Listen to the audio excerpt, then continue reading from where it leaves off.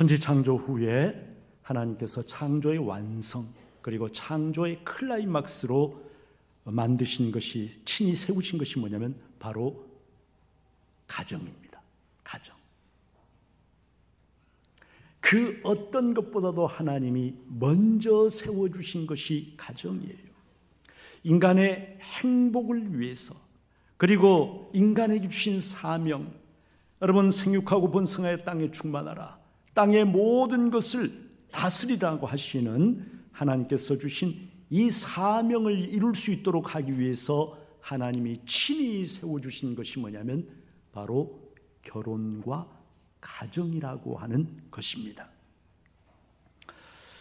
여러분 오늘 말씀을 살펴보면은 결혼과 가정에는 단지 여러분 인간의 종족을 보존하고 번식시킨다라고 하는 것보다는 훨씬 더 깊은 하나님의 뜻과 계획이 담겨 있다는 것을 알게 돼요. 하나님이 창조하신 천지 만물이 하나님 보시기에 뭐라고 그랬죠? 좋았더라. 마지막 1장 마지막 31절은 뭐라고 말씀하십니까? 보시기에 심히 좋았더라. 하나님이 보시고 야, 내가 봐도 너무 좋다 감탄하신 세계가 여러분 바로 이 세상이라는 거예요. 이 세상. 그런데 오늘 18절 말씀을 보니까 여호와 하나님이 이르시되 사람이 혼자 사는 것이 좋지 아니하니, 모든 것이 심히 좋은 세상인데 좋지 않은 것이 하나가 있더라는 거예요. 그게 뭐죠?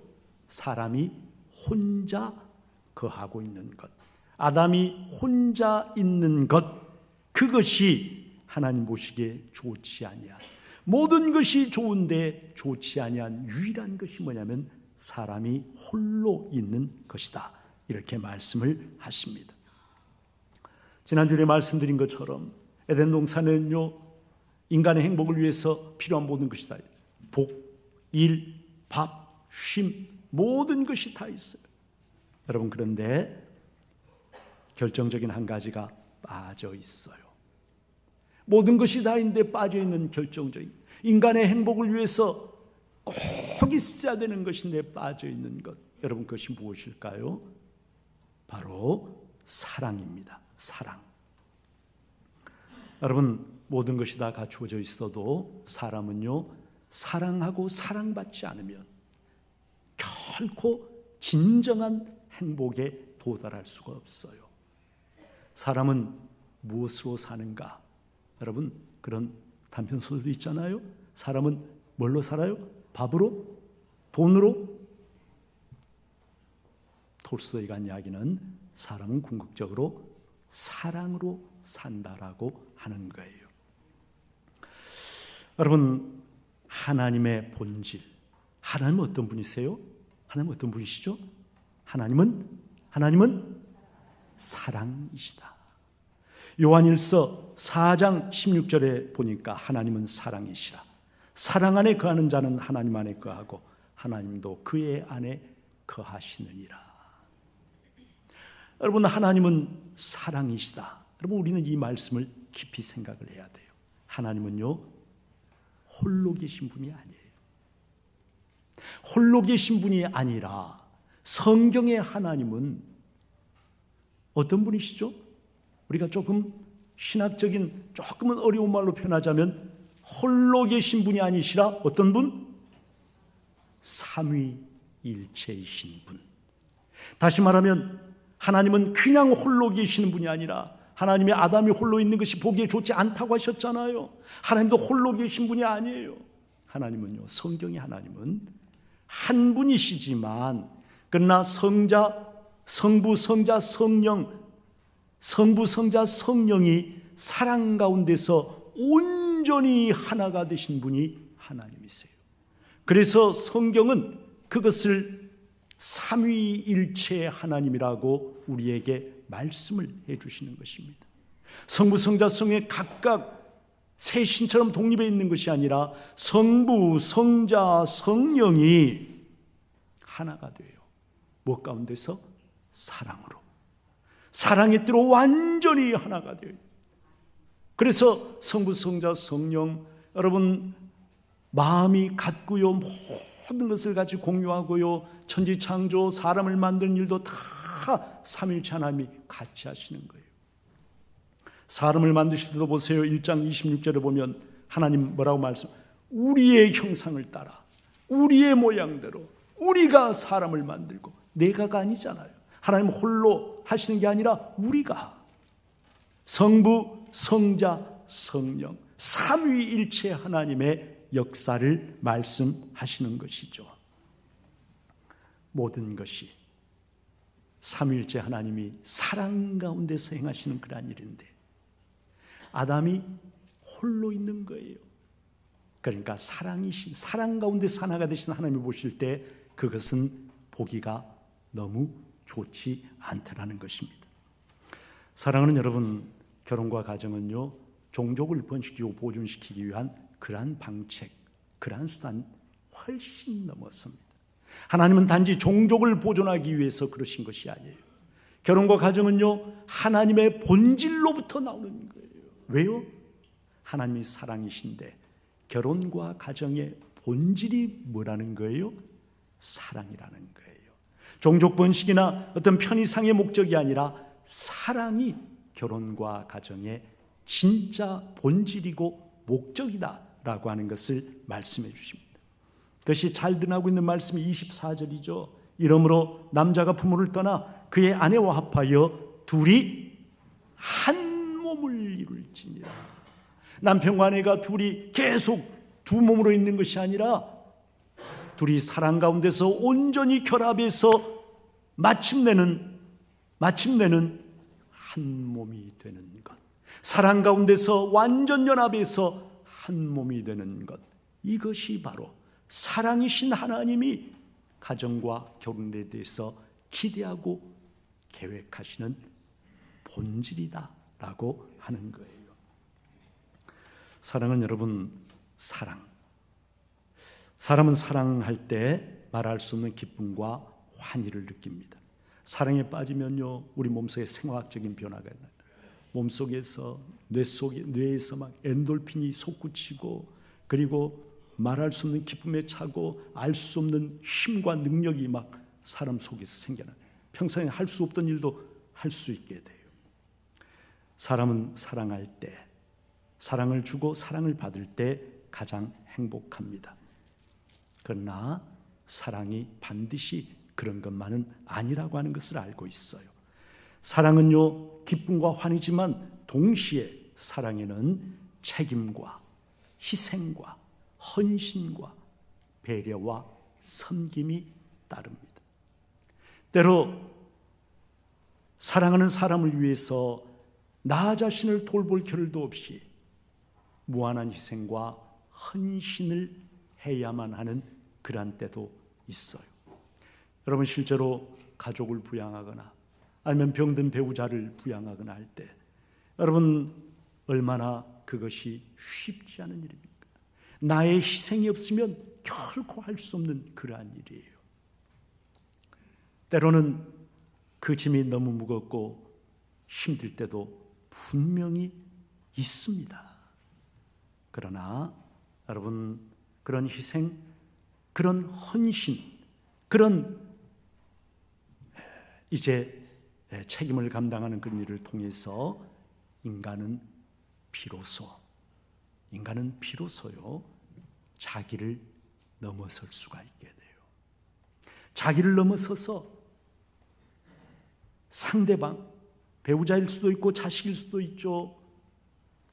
그의 아픔, 그의 눈물, 그의 고통에 깊이 참여하면서 공감하고 정말로 그 사람을 정말로 위해주는 귀한 사랑을 여러분 배우고 그리고 실천하는 곳이 어디냐면 바로 어디라고요?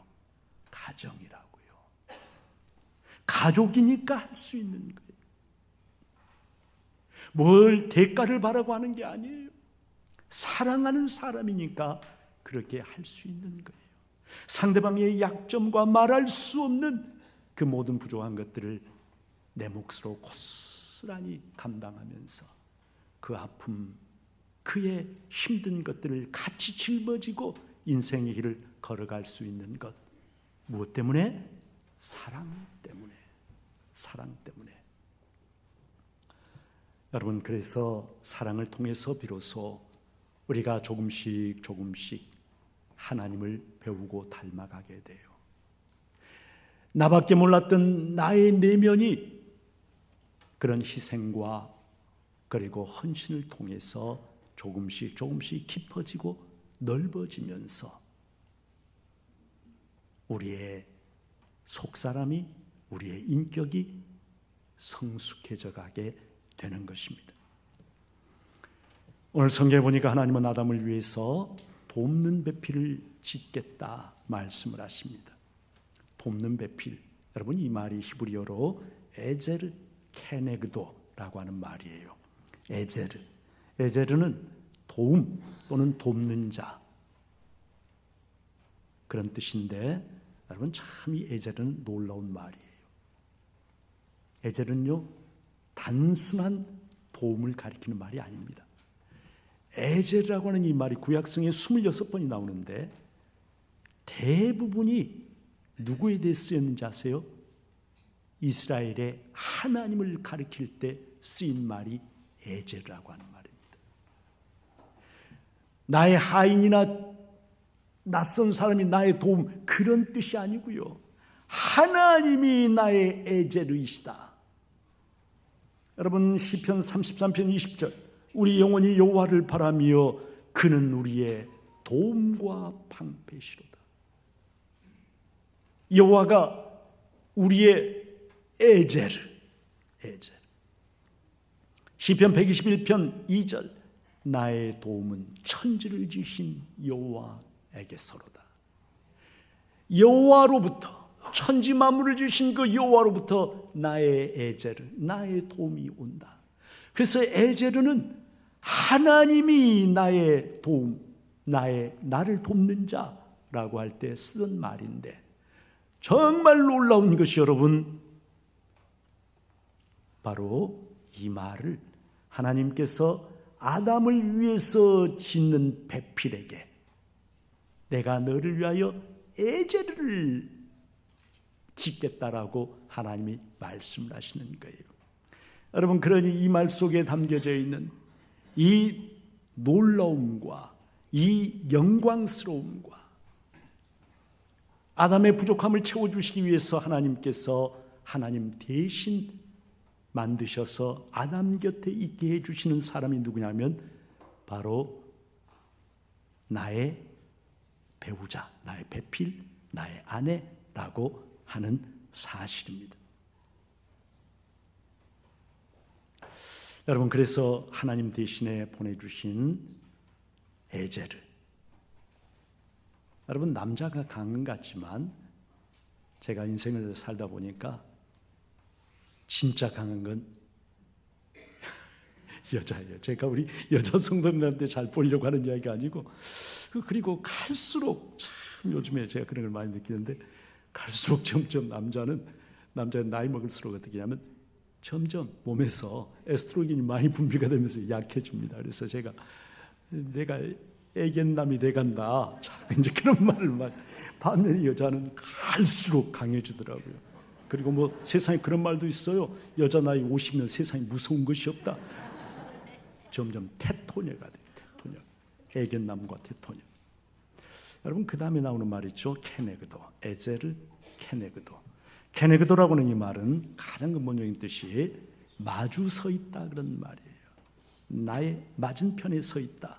그래서 대등한 위치에 맞은편에 서 있는, 이걸로부터 어울린다, 적합한다, 이런 의미가 파생이 되어 나왔어요. 에제르 케네그도, 나의 맞은편에 서 있는 나를 돕는 사람. 여러분, 아담의 맞은편에 서 있다. 여러분, 이게 무슨 말일까요? 이 말은요, 어떤 사람이든지 누구든지 혼자서는 온전할 수 없다는 것을 일깨워주는 말씀이에요. 혼자서는. 그가 아무리 재능이 많고 그가 아무리 가진 것이 많고 그렇더라도 사람은 결코 혼자서는 온전할 수가 없는 거예요. 서로를 마주대할 때 내 맞은편에 있는 사람을 인정하고 그리고 서로 신뢰하고 서로 의지하고 그리고 더 나아가서 서로 사랑하고 섬기게 될 때 관계 속에서 비로소 인간은 충만한 삶을 누릴 수가 있다는 것입니다. 그게 에제르 케네그도라고 하는 이 말씀 속에 포함되어 있는 하나님의 마음이고 하나님의 뜻이에요. 여러분, 사람은 홀로가 아니라 다른 사람과의 관계 속에서, 더 나아가 사랑의 관계 속에서 비로소 한 인간으로 완성되는 존재, 그게 사람입니다. 그게 사람이 홀로 있는 것이 좋지 아니하다라는 말씀의 뜻이고, 그게 내가 그를 위하여 그의 맞은편에 있는 돕는 자를 짓겠다라고 하시는 하나님의 말씀의 뜻인 것이죠. 여러분, 사람을 뜻하는 한자어 인자도 그렇잖아요. 보세요, 여러분.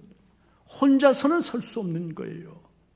다른 사람이 나를 지지하고 지탱해 줘야 비로소 설 수가 있는 존재가 사람이다라고 하는 그런 의미가 저 글자 속에 이미 표현이 되고 있어요. 그리고 나의 맞은편에 있는 그 존재를 무시하고 함부로 대하는 것이 아니라 귀하게 여기고 하나님이 보내주신 사람으로 정말 존중하고 사랑으로 그 사람과 하나가 될 때, 그럴 때 그 관계가 충만해지고 그리고 하나님 보시기에 아름다운 사람으로 우리가 성장을 해나가게 되는 거죠. 그러니까 아담이 여자를 보고 뭐라고 노래합니까? 이는 내 뼈 중에 뼈요 살 중에 살이다. 인류 최초의 연가이고 사랑의 고백입니다. 여러분, 나와 가장 친밀한 관계 속에 있는 나의 배우자 또는 나의 자녀, 여러분, 사람이 그 관계에서 성공하지 못하면 그냥 사회 속의 다른 관계 성공하기 어려워요. 하나님이 나에게 주신 가장 일차적인 관계가 바로 가정 안에서의 관계입니다. 내 마음에 안 들어도 부족한 점이 있어도 그를 사랑하고 존중해주고 그리고 세워줄 때, 여러분, 가장 근원적인 인간관계에서 성공하는 사람이 사회에서도 성공을 할 수가 있는 거예요. 하나님께서 아담을 위해서 여자를 만드실 때 여러분, 일설에 의하면 그런 이야기가 있죠. 하나님께서 아담을 깊이 잠들게 하시고 갈빗대 하나를 취하시려다가 잠든 아담을 치근하다는 듯이 내려다보시면서 이렇게 말씀하셨다는 거예요. 아담아, 푹 자거라. 오늘이 너가 푹 잘 수 있는 마지막 날이 될 것이다. 현실의 결혼 생활, 여러분, 현실의 결혼 생활에 대한 블랙 유머입니다. 우리가 그것을 부정할 수는 없죠. 에제르 케네그도 내 뼈 중에 뼈, 살 중에 살이라고 고백하고 결혼하지만, 그러나 살다 보면 서로가 서로에게 상처를 주고 서로가 서로에게 부담이 되고 힘이 드는 그러한 경우가 너무나 많다는 거 우리는 알고 있어요. 그리고 나와 아무 관계없는 사람이 나에게 상처를 주는 건 금방 잊어져 버려요. 그러나 살을 맞대고 같이 살고 있는 사람이 주는 상처는 깊고 오래갑니다. 그것 때문에 서로 실망하고 서로 마음이 돌아서 버리고 심지어는 원수 보듯이 그런 관계가 되어버린 경우도 없지 않아 있어요. 그러나 하나님은 무엇을 기대하시고, 여러분, 연약하고 부족한 두 사람을 부부로 맺어주신 것일까요? 서로에게 약점이 많고 그리고 부족하지만, 연약하지만, 그러나 함께 기도하면서 우리를 부부로 엮어주시고 가정을 만들게 하신 하나님의 선하신 뜻이 무엇일까? 이것을 생각하면서 나의 생각과 관심을 그저 상대방에 집중시켜버리는 것이 아니라 오늘 나를 여기까지 이르게 해주신 하나님의 선하고 거룩하신 뜻을 묵상하면서 함께 기도하면서 문제가 있고 어려움이 있을 때, 상처를 주고받을 때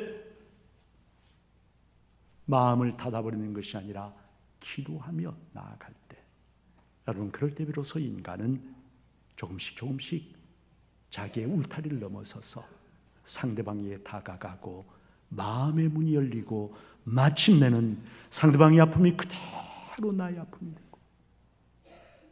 여러분, 그렇잖아요.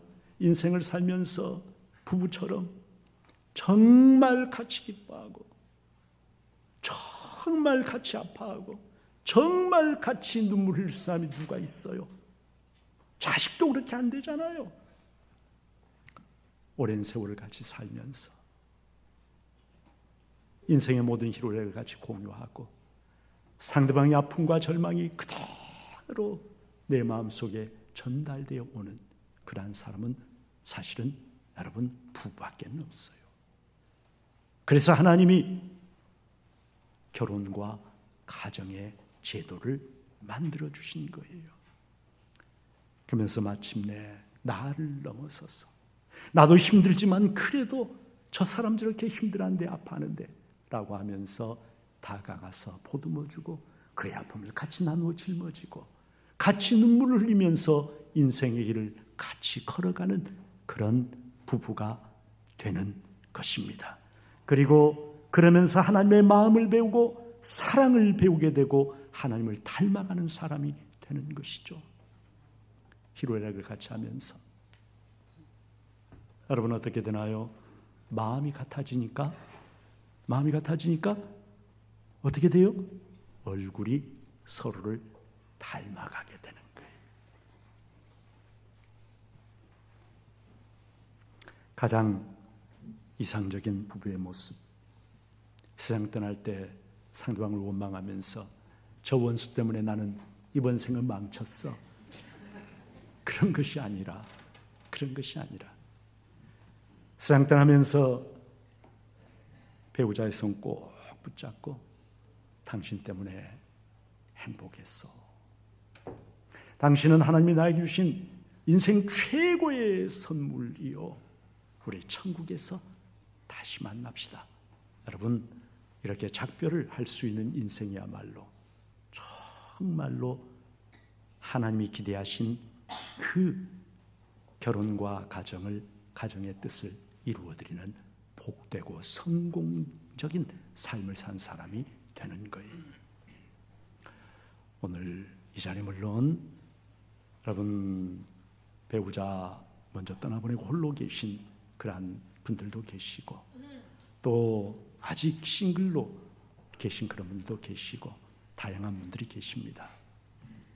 그러나 오늘 하나님은 우리에게 하나님은 왜 세상을 창조하시고 결혼과 가정을 만드셨는지 그 뜻을 우리들에게 말씀을 해주시는 거예요. 하나님의 말씀, 여러분 우리가 말씀에 담긴 뜻을 잘 깨닫고 하나님의 부르심에 아멘으로 응답할 줄 아는 복된 저와 여러분 우리 모두가 되어지기를 주님의 이름으로 축복합니다.